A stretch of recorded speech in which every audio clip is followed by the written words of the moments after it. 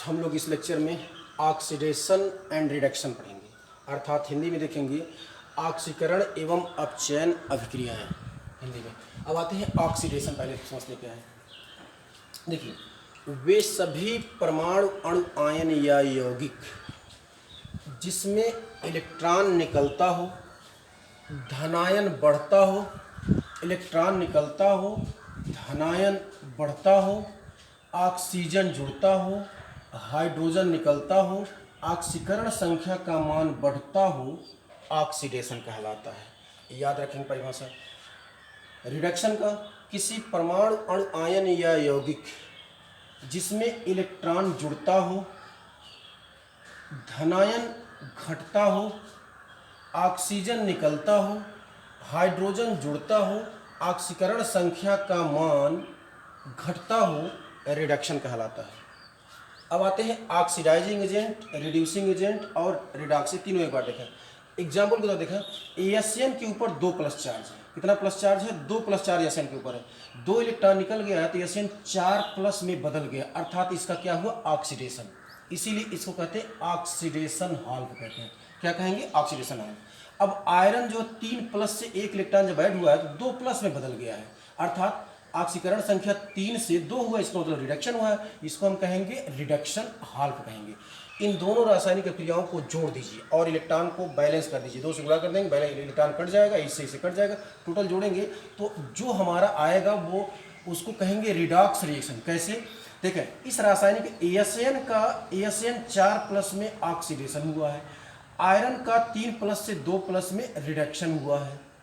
इसका मतलब ऐसी रासायनिक अभिक्रिया जिसमें एक पदार्थ का ऑक्सीडेशन तथा दूसरे का रिडक्शन होता, उस रासायनिक अभिक्रिया कहेंगे रिडॉक्स कहेंगे। अब आते हैं ऑक्सीडाइजिंग एजेंट, रिड्यूसिंग एजेंट। ध्यान देंगे, एएसएन 2 प्लस एएसएन 4 प्लस में ऑक्सीडेशन हो रहा है, इसका ऑक्सीडेशन यही कहलाएगा रिड्यूसिंग एजेंट। जिसका ऑक्सीडेशन हो वही रिड्यूसिंग एजेंट कहलाएगा। और आयरन 3 प्लस से आयरन 2 प्लस में बदल रहा है, इसका रिडक्शन हो रहा है, इसका मतलब ये ऑक्सीडाइजिंग एजेंट कहलाएगा। याद रखेंगे, जिसका ऑक्सीडेशन वो रिड्यूसिंग एजेंट, जिसका रिडक्शन वो ऑक्सीडाइजिंग एजेंट कहलाएगा। इसको आप निकाल सकते हैं ऑक्सीकरण संख्या। आते हैं ऑक्सीडेशन रूल। ये सभी रूल जो मैं बता रहा हूँ आपको रट लीजिए, ठीक। अब आप देखें, एटम इन फ्री स्टेट, अगर कोई परमाणु मुक्त अवस्था में in free state, oxidation number क्या है? 0 है। जैसे एग्जाम्पल के रूप में हाइड्रोजन, लिथियम, सोडियम, पोटेशियम, इन सब का ऑक्सीकरण संख्या क्या होगा? 0 होगा। अब आते हैं मॉलिक्यूल इन फ्री स्टेट, यानी कोई मॉलिक्यूल अगर फ्री स्टेट में है उसकी ऑक्सीकरण संख्या क्या हो जाएगा? 0 हो जाएगा। अर्थात 0 का मतलब जैसे आपको Cl2, Br2, I2 इन सब की ऑक्सीकरण संख्या हो जाए फ्री स्टेट में 0। Cl2, Br2, I2 और O2 इन सब की फ्री स्टेट में किसी के साथ कंबाइन ना हो, उसकी ऑक्सीकरण संख्या हो जाएगा 0 हो जाएगा। अब आते हैं oxidation number of first A group element in combined state. First A group element का मतलब होता है कि जैसे हाइड्रोजन है, लिथियम है, सोडियम है, पोटेशियम है, रुबिडियम है, सीजियम है, फ्रांसियम है, इन सब एलिमेंट की कंबाइंड स्टेट में ऑक्सीकरण संख्या कितना होगा?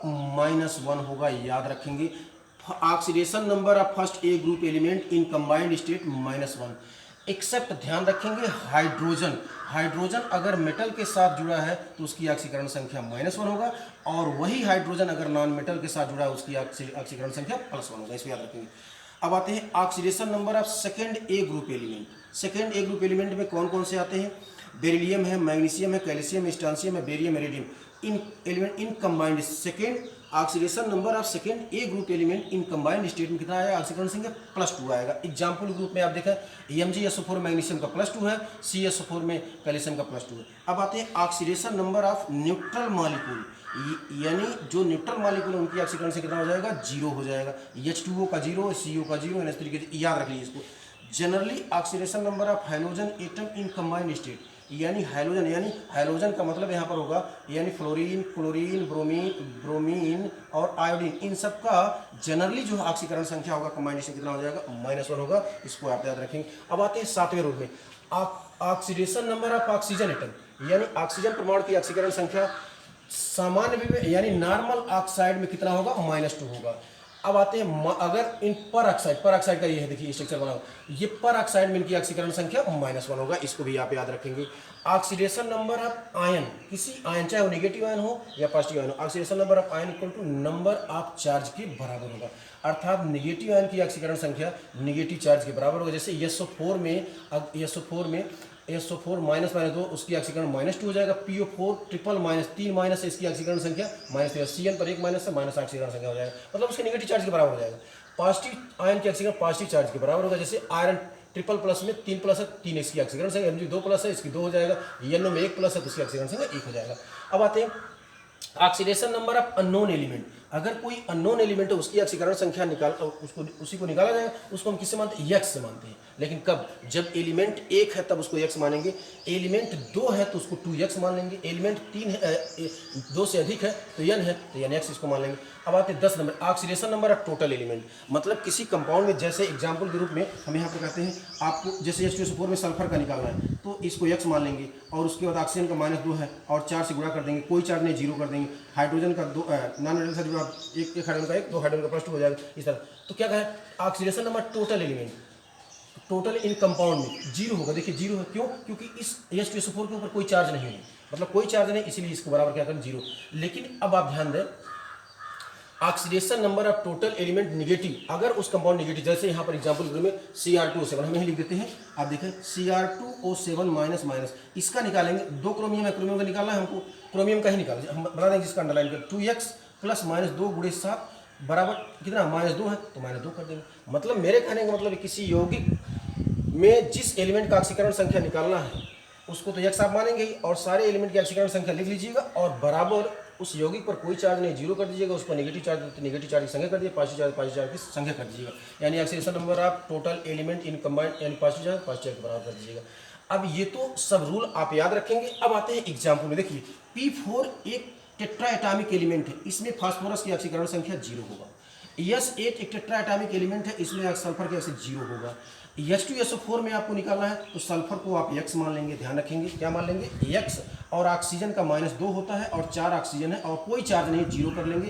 एक हाइड्रोजन का 1, 2 हाइड्रोजन का 2, यानी 4 2 8 2, यानी Ax प्लस -6 बराबर 0 हो जाएगा। Ax बराबर कितना? सल्फर का 6 आ जाएगा। उसी तरीके से आप K2 इसमें भी निकाल लेंगे। अब आप देखिए इसी तरीके से, अब आप देखें ये सब रूल आप याद रखेंगे। अब इसमें देखें कुछ एग्जाम्पल है, वो भी एग्जाम्पल आप देख लीजिए। देखिए एग्जाम्पल मैंने 1 2 3 4 बता दिया है। अब आते हैं 5 नंबर के एग्जाम्पल में। 5 नंबर में है K2Cr2O7 में क्रोमियम का, ये घर पे आप निकाल लीजिएगा, आप लोग कर होमवर्क कर लीजिएगा। 6 नंबर में आपको आता है Cr2O7 डबल माइनस में क्रोमियम का निकाल लीजिएगा। 7 नंबर में आपका आता है, 7 नंबर में S3PO4 में फास्फोरस का निकाल लीजिए। 8 नंबर में PO4 माइनस में फास्फोरस का निकाल लीजिएगा। 9 नंबर में आप कर लीजिएगा NaNO3 में नाइट्रोजन का निकाल लीजिएगा। 10 नंबर में आप कर लीजिएगा NO3 माइनस में नाइट्रोजन का निकाल लीजिएगा, अंडरलाइन में कर दिया है। उसके बाद HNO3 में 11 नंबर में HNO3 में नाइट्रोजन का कर लीजिएगा। इसके अलावा P2O5 में 12 नंबर में P2O5 में फास्फोरस का कर लीजिएगा। इसके अलावा PO4 माइनस तो हो ही गया आपका, SO4 भी हो गया, ये सब आप निकाल लीजिएगा।